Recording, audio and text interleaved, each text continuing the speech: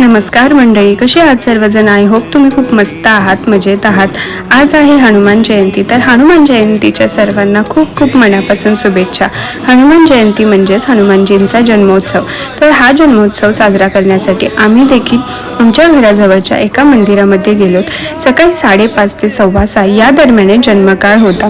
तर त्या दरम्यानच आम्ही मंदिरमध्ये पोहोचलो आणि मस्त आम्ही जन्मकाळ उत्सव साजरा केला आणि मस्त तिथे पूजा वगैरे होती, त्याचे दर्शन घेतले, हनुमानजींचा आशीर्वाद घेतला. आणि इथे तुम्ही बघू शकताय मस्त अशी पूजा मांडली होती.